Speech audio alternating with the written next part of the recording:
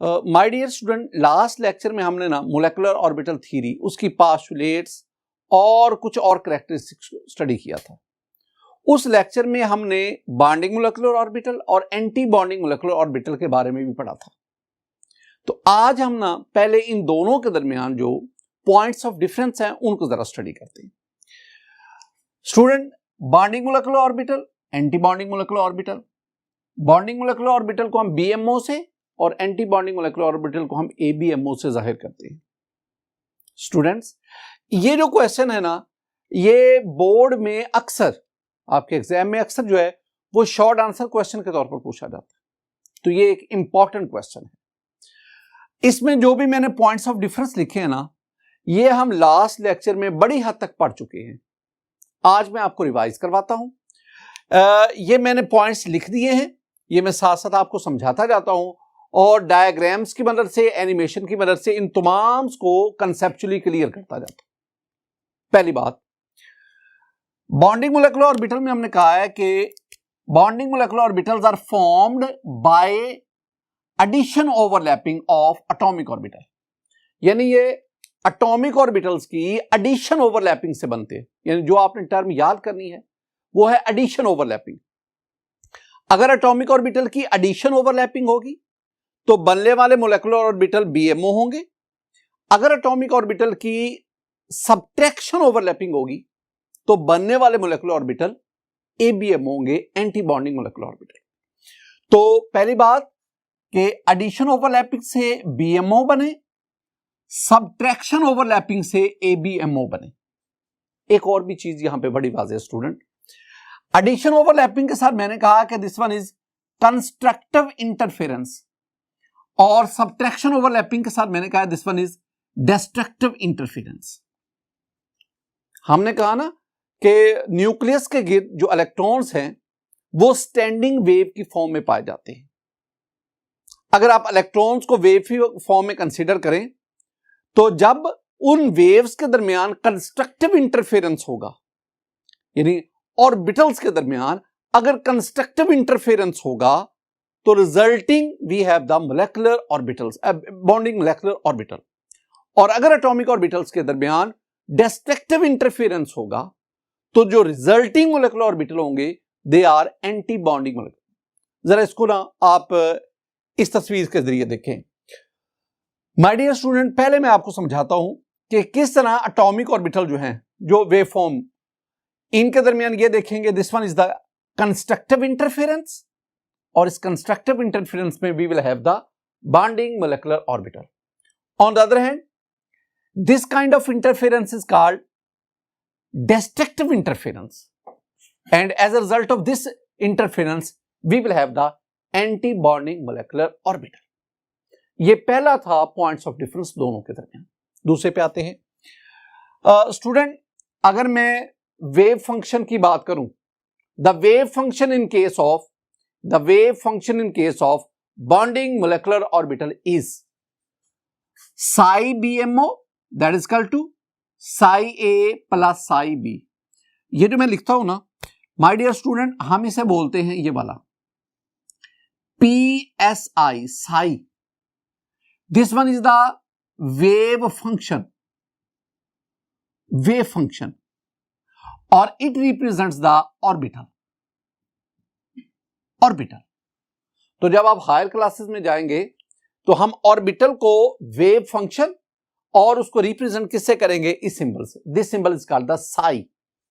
This one is atomic orbital psi A, this one is another atomic orbital psi B. इन दोनों atomic orbital का addition overlapping हो रही है, plus addition overlapping, constructive interference, and results of this overlapping we get the psi BMO, I mean bonding molecular orbital. On the other hand, this one is psi A, I mean atomic orbital, minus psi B, minus it represents the subtraction overlapping. It is a kind of destructive interference. As a result of this destructive interference, this subtraction overlapping, we will have the anti-bonding molecular orbital. यानी ये जो दूसरा point है ये actually पहले वाले की ही mathematical form है। तीसरी बात पे आए, formation takes place when lobes of atomic orbital have same sign, जब ऐसे एटॉमिक ऑर्बिटल जो ओवरलैप करके मोलेकुलर ऑर्बिटल बना रहे हैं, अगर सेम साइन वाले लोब आपस में ओवरलैपिंग करेंगे तो बीएमओ बनेगा, और अगर अपोजिट साइन वाले लोब्स आपस में ओवरलैप करेंगे तो एबीएमओ बनेगा। तो आपने देखना है कि किस किस्म के और एटॉमिक ऑर्बिटल्स के कौन कौन से लोब्स ओवरलैप कर रहे हैं। सेम साइन वाले ओवरलैपिंग होगी, सेम साइन वाले लोब्स की ओवरलैपिंग होगी, बीएमओ बनेगा। अपोजिट साइन वाले लोब्स की ओवरलैपिंग होगी तो एबीएमओ बनेगा। नेक्स्ट पॉइंट स्टूडेंट, हमारे पास जो नेक्स्ट पॉइंट आ गया वो है less energy than parent atomic. Very simple, the energy of bonding molecular orbital या bonding molecular orbital are at lower energy than parent atomic orbital, while anti-bonding molecular orbital are at high energy than the parent atomic orbital। जरा इसको देखिए, ये atomic orbital थे जो हमने hydrogen के case में पढ़ा, ओवरलैपिंग हुई, ये बॉन्डिंग मोलेकुलर ऑर्बिटल बना सिग्मा 1s, ये एंटी बॉन्डिंग मोलेकुलर ऑर्बिटल बना सिग्मा स्टेरिक 1s। अब आप स्टूडेंट देखें, ये एरो जो है ये मैं बता रहा है कि नीचे सुपर एनर्जी बढ़ रही है। जो बीएमओ है उनकी एनर्जी अपने पेरेंट एटॉमिक ऑर्बिटल से कम है। लो एनर्जी का मतलब है स्टेबिलिटी, स्टेबलाइज, और जो एबीएमओ है उनकी एनर्जी अपने पेरेंट एटॉमिक ऑर्बिटल से ज्यादा है, और हाई एनर्जी का मतलब है अनस्टेबिलिटी। तो ये एनर्जी लेवल हमें बता रहा है कि BMO are stable as compare to ABMO. Next हम पढ़ते हैं स्टूडेंट, हमारे पास जो नेक्स्ट पॉइंट आया डिस्कशन के लिए, electron density is high in the region between the nuclei of atoms. तो जो एटम्स, जो बॉन्डेड एटम्स है ना, बॉन्डेड एटम्स जिनके दरमियान बॉन्ड और फिर मॉलिक्यूल बन रहा है, बॉन्डेड एटम्स के दरमियान हम एक लाइन लगाते हैं जिसे हम बॉन्ड एक्सिस कहते हैं, जिसे हम मोलेकुलर एक्सिस कहते हैं।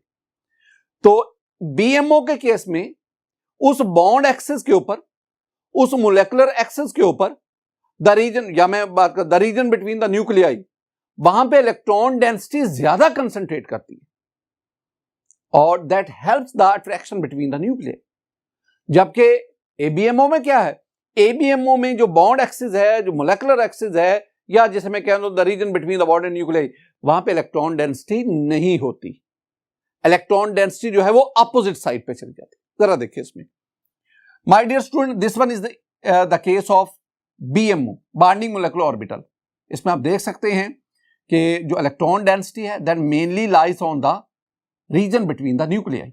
और अगर आप एबीएमओ की बात करेंगे, इन केस ऑफ एबीएमओ जो इलेक्ट्रॉन डेंसिटी है that lies away from the region between the bond and nuclei.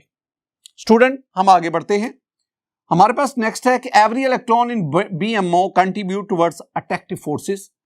और इसमें देख लें कि every electron in BMO contribute towards the attractive forces, attractive forces.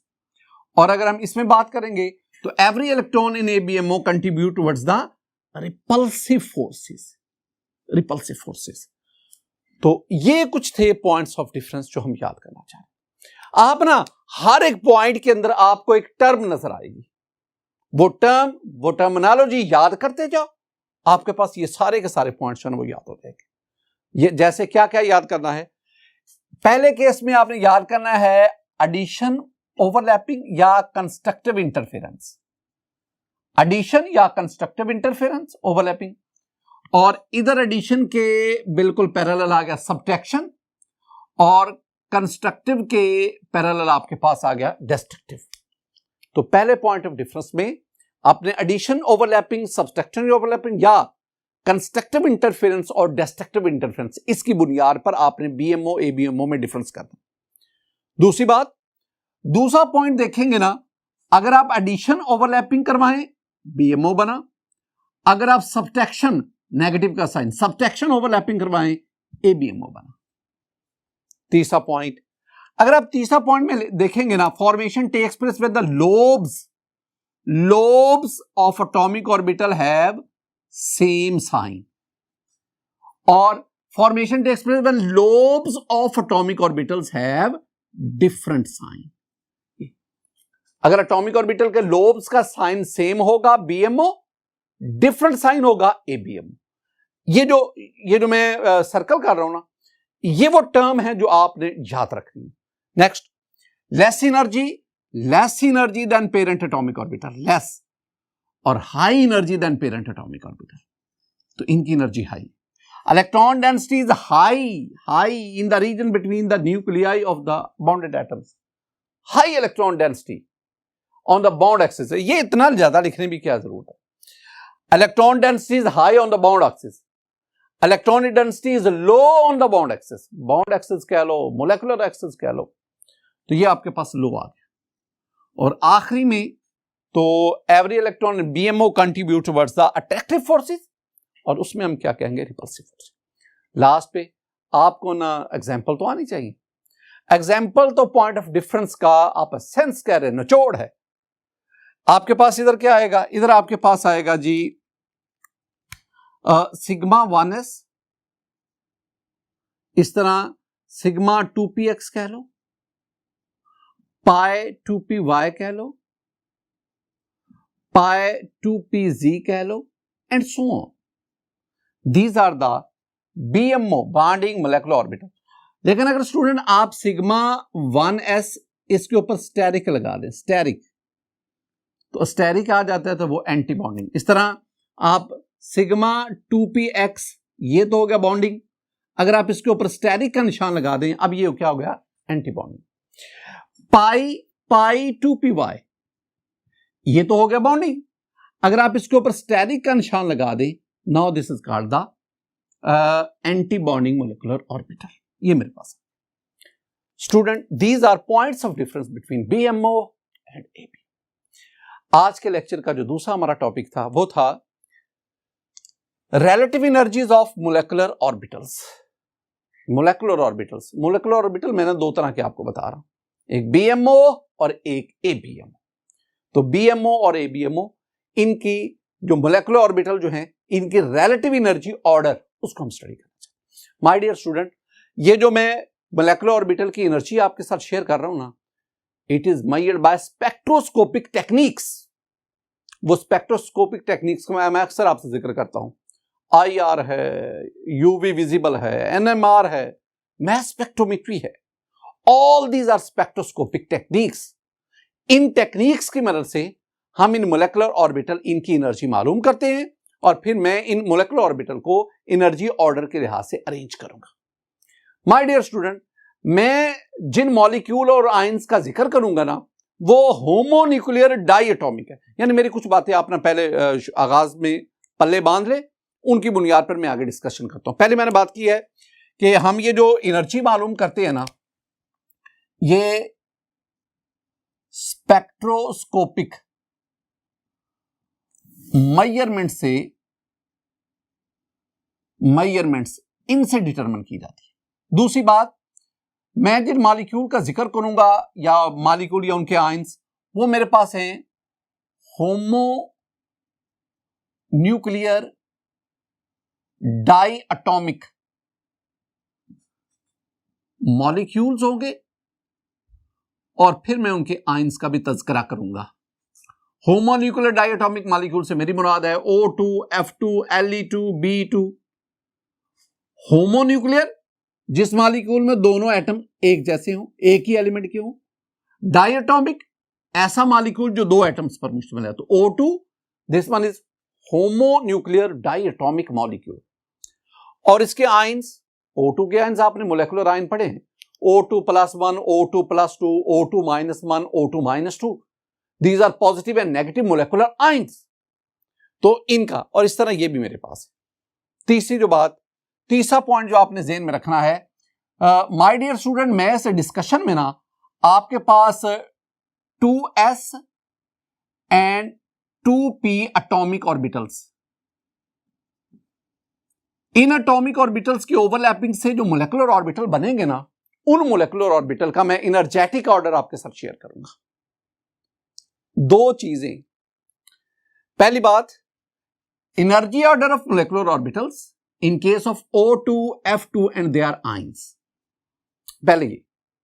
पहले मैं इनका एनर्जी ऑर्डर लिखता हूं, जरा देखें माय डियर स्टूडेंट। मेरे पास ना ये O2, F2 और उनके आयन जो है ना, उनके मोलेकुलर ऑर्बिटल, उसकी ये मोलेकुलर ऑर्बिटल डायग्राम है। Molecular orbital energy diagram. तो अगर आप इस डायग्राम को देखें तो माय डियर स्टूडेंट, ये एरो है, ये एरो शो कर रहा है कि नीचे सुपर एनर्जी इंक्रीज कर रही है।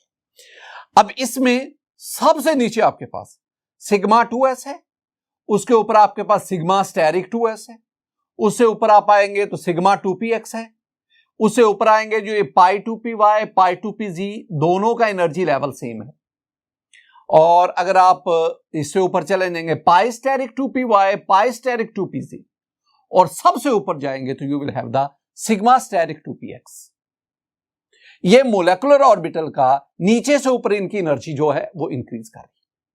जरा इसको देखें, मैंने आपको समझा, अगर मैं ना सिग्मा 1s उसको भी इंक्लूड कर लूं, अगर मैं comprehensive overall molecular orbital energy order लिखूं तो देखें मेरे पास है सबसे पहले सिग्मा 1s आएगा, उससे ज्यादा एनर्जी किसकी होगी?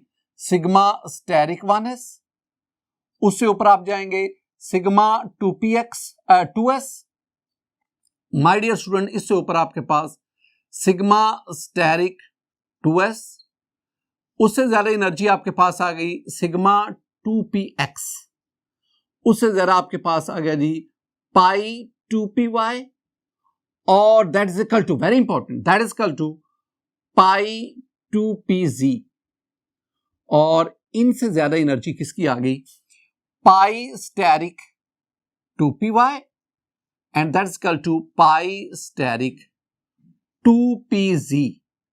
और इससे एनर्जी सबसे ज्यादा जो higher energy in this case, that is in this cases that is sigma steric 2px। My dear student, ये आपको याद होना चाहिए। ये जो मैंने एनर्जी ऑर्डर लिखा ना, इनमें से कुछ हिस्सा बतौर एमसीक्यू आपसे क्वेश्चन क्या पूछा जा सकता है? Which of the following molecular orbital is highest in energy? तो इसमें से कोई आपको ऑप्शन दे सकते, तो आपको पता होना चाहिए तरतीब क्या है। माय डियर स्टूडेंट, इसके बरक्स अगर मैं energy order of molecular orbital in case of Li2, Be2, B2, N2, अगर मैं इनकी बात करूं तो इनका जो मोलेकुलर ऑर्बिटल एनर्जी ऑर्डर है ना, वो F2O2 से जरा सा मुख्तलिफ है, जरा सा मुख्तलिफ है। वो कैसे? एक बात ध्यान में रखना, O2 ऑक्सीजन, ऑक्सीजन में टोटल इलेक्ट्रॉन है 16, F2 इस मॉलिक्यूल में टोटल इलेक्ट्रॉन है 18, 18 है। अगर आप इनकी बात करेंगे, नाइट्रोजन को देखेंगे, नाइट्रोजन के पास टोटल इलेक्ट्रॉन है 14। बोरॉन B2, बोरॉन का मॉलिक्यूल, इसके पास टोटल इलेक्ट्रॉन है 10। इस तरह ये वाले जो मॉलिक्यूल्स है ना, इनके पास इलेक्ट्रॉन 14 या 14 से कम है। ये वेरी इंपॉर्टेंट पॉइंट है। इन मॉलिक्यूल्स के पास इलेक्ट्रॉन्स की तादाद, टोटल इलेक्ट्रॉन्स इन मॉलिक्यूल, वो हैं 14 और लेस देन 14, और वो जो ऊपर हैं उनके पास इलेक्ट्रॉन की तादाद 14 से ज्यादा है, 16 in case of O2, 18 in case of F2। तो हम कहेंगे कि ये जो है these are lighter molecules having less number of electron, और वो कंपैरेटिवली हैवी मॉलिक्यूल्स है। अब ना लाइटर मॉलिक्यूल जो है जिनके पास 14 या उससे कम इलेक्ट्रॉन है, इनके मोलेकुलर ऑर्बिटल एनर्जी ऑर्डर और होगा, थोड़ा सा चेंज करेगा। कौन क्या चेंज आएगी, क्यों आएगी, ये हम डिस्कस करते हैं। और उनका molecular energy order, molecular orbital energy order differ करता है। जरा आप इनके केस में देखें माय डियर स्टूडेंट, ये मेरे पास ये मोलेकुलर ऑर्बिटल एनर्जी डायग्राम है। अगर आप इसमें देखेंगे, ये आ गया जी sigma 2s, sigma steric 2s, आगे pi 2py that is equal to pi 2pz, उसके ऊपर सिग्मा 2px आ गया, ये चेंज है। और अगर आप ऊपर जाएंगे पाई steric 2py pi steric 2pz, और सबसे ऊपर आप जाएंगे सिग्मा स्टेरिक 2px। मैं जरा इसका ना ऑर्डर लिखता हूं, फिर हम अगली बात करते हैं। अगर मैं इस केस में ऑर्डर लिखूं तो मेरे पास आ गया जी सिग्मा 1s, इससे ज्यादा आ गई जी सिग्मा स्टेरिक 1s, उसके बाद sigma 2s, sigma steric 2s, और ग्रेटर देन, अब यहां पे डिफरेंस है pi 2py that's equal to pi 2pz, और इसके बाद मेरे पास आ गया सिग्मा 2px। और इससे हाई एनर्जी पे है pi steric 2py, that is equal to pi steric 2pz, that is equal to greater than sigma steric 2px। Student जरा देखिएगा, यहां से लेकर यहां तक no change. Sigma 1s, sigma steric 1s, sigma steric, sigma 2s, sigma steric 2s, sigma, no change. और अगर आप आखिरी भी देखेंगे, इनको देखें और इनको देखें, pi steric 2py, pi steric 2p equal pi steric 2pz, pi steric 2pz greater than sigma steric 2px, sigma steric 2px। तो चेंज फिर किधर है? चेंज है इस केस में, यहां से लेकर ये है चेंज। और इसमें भी देखोगे तो माय डियर स्टूडेंट चेंज यहां पे है। क्या चेंज है? इसमें सिग्मा 2px लो इन एनर्जी है और इसमें sigma 2px high in energy है। This one is the difference. ये डिफरेंस है, हम इस डिफरेंस को जानना चाहते हैं, हम इसकी रीजन की तरफ आना चाहते हैं। रीजन स्टूडेंट जरा तवज्जो से आपको ये बातें सुननी होंगी। अगर एक लम्हे के लिए भी आपकी तवज्जो जो है वो शेयर हो गई, आप बात को समझ नहीं पाएंगे। मैं ना, ये है हमारा प्रॉब्लम, ये एक प्रॉब्लम आया, मैं इसका आपको आंसर बताना चाह रहा हूं, जरा सुनिएगा। माय डियर स्टूडेंट, पहले मैं जिक्र करूंगा नाइट्रोजन का, मैं जिक्र करूंगा बोरॉन का, कार्बन का, मैं जिक्र करूंगा बोरॉन का, फिर मैं आपको ऑक्सीजन की बात बताऊंगा, मैं आपको फ्लोरीन की बात करूंगा। अगर आप इस ऑक्सीजन एटम को ले लें, माय डियर स्टूडेंट, ये मेरे पास ऑक्सीजन एटम है, ये इसका फर्स्ट ऑर्बिट, ये इसका सेकंड ऑर्बिट। सेकंड ऑर्बिट में ये आपके पास आ गया 2s, ये 2px, 2py, 2pz, यानी 2s और ये 2p ऑर्बिटल से। अगर आप इनके दरमियान एनर्जी डिफरेंस देखेंगे ना, तो student in case of oxygen the energy difference between 2s and 2p orbital is very high. कितना एनर्जी डिफरेंस है? ये एनर्जी डिफरेंस है 1595 किलो जॉल पर मोल। अगर आप ऑक्सीजन के बजाय फ्लोरीन एटम को ले लें, तो फ्लोरीन एटम के 2s और 2p ऑर्बिटल्स के दरमियान एनर्जी डिफरेंस इससे भी ज्यादा है, और वो आपके पास 2078 किलो जॉल पर मोल है, 2078 किलो जॉल पर मोल है। यानी मैं बताना क्या चाह रहा हूं, मैं सिर्फ आपको एक बात याद करवा रहा हूं, एक हमारे पास डाटा है, मैं आपको पहले याद करवाना चाह रहा हूं कि ऑक्सीजन और फ्लोरीन के केस में 2s और 2p ऑर्बिटल, जो कि एक ही शेल से ताल्लुक रखते हैं, एक ही शेल में होने के बावजूद इनके दरमियान एनर्जी डिफरेंस बहुत ज्यादा है। और अगर एटॉमिक ऑर्बिटल में एनर्जी डिफरेंस ज्यादा होगा तो वो इंटरमिक्सिंग में, हाइब्रिडाइजेशन में इन्वॉल्व नहीं होंगे। इसका मतलब है ऑक्सीजन और फ्लोरीन के केस में चूंकि 2s और 2p एटॉमिक ऑर्बिटल्स में एनर्जी डिफरेंस बहुत ज्यादा है, लिहाजा ये दोनों एटॉमिक ऑर्बिटल ये इंटरमिक्स होकर हाइब्रिडाइजेशन में इन्वॉल्व नहीं होते। अब दूसरी बात, माय डियर स्टूडेंट, अगर आप इन एटम्स की बात करें, अब बोरॉन को देखिए, ये मेरे पास ना बोरॉन का 2s और ये 2p ऑर्बिटल्स है। स्टूडेंट बोरॉन के 2s और 2p ऑर्बिटल्स में अगर आप देखेंगे तो 554 किलो जॉल पर मोल एनर्जी डिफरेंस है। उधर कितना था? उधर था 2000 और इधर कितना है? 554 किलो जॉल। तो इसका मतलब है फ्लोरीन और ऑक्सीजन के मुकाबले में बोरॉन के 2s और 2 पे एनर्जी का डिफरेंस बहुत कम है। अगर आप कार्बन की बात करें स्टूडेंट, तो कार्बन के 2s और 2p में एनर्जी का डिफरेंस 846 है किलो जॉल पर मोल। और अगर आप नाइट्रोजन की बात करेंगे तो नाइट्रोजन के 2s और 2p में जो एनर्जी डिफरेंस है वो 1195 है। इसका मतलब है ये वाले जो एटम्स हैं इनके 2s और 2p ऑर्बिटल में एनर्जी का डिफरेंस कम है, और जब एनर्जी का डिफरेंस कम होता है ना तो वहां पे एटॉमिक ऑर्बिटल इंटरमिक्स होकर, हाइब्रिडाइजेशन होकर वो हाइब्रिड ऑर्बिटल में कन्वर्ट हो जाता है। तो इसका मतलब क्या हुआ?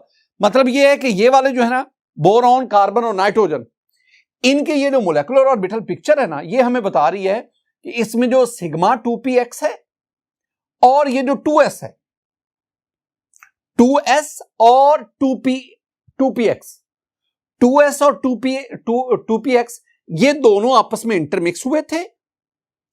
अब इनके दरमियान हाइब्रिड ऑर्बिटल बना, sp हाइब्रिड ऑर्बिटल। अब ये जो 2s बना, सिग्मा 2s, ये प्योर s करैक्टर नहीं रखता, इसमें p करैक्टर भी शामिल है। और ये जो आपके पास सिग्मा 2px बना है, ये प्योर p करैक्टर नहीं रखता, इसमें s करैक्टर की भी अमेजस शामिल है। अब हुआ क्या कि जब ये 2s और 2px इसकी इंटरमिक्सिंग हुई, इसके नतीजे में 2s लो एनर्जी पे चला गया, 2px हाई एनर्जी पे चला गया। और जब हाई एनर्जी पे जाएगा तो डेफिनेटली वो π2p बाय π2pz से भी ऊपर निकल जाएगा।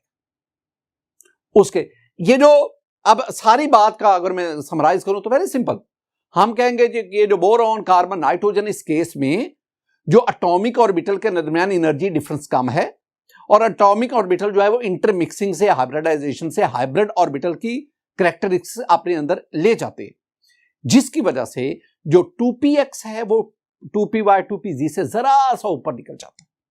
और यूं इनकी जो मोलेकुलर ऑर्बिटल डायग्राम है, जो मोलेकुलर ऑर्बिटल एनर्जी डायग्राम है, वो F2 और O2 से वेरी कर जाती है। ये बातें स्टूडेंट आपको याद करें। माय डियर स्टूडेंट, आज के इस लेक्चर में हमने BMO और ABMO के दरमियान डिफरेंस को पढ़ा, फिर हमने relative energies of molecular orbital उसको डिस्कस किया।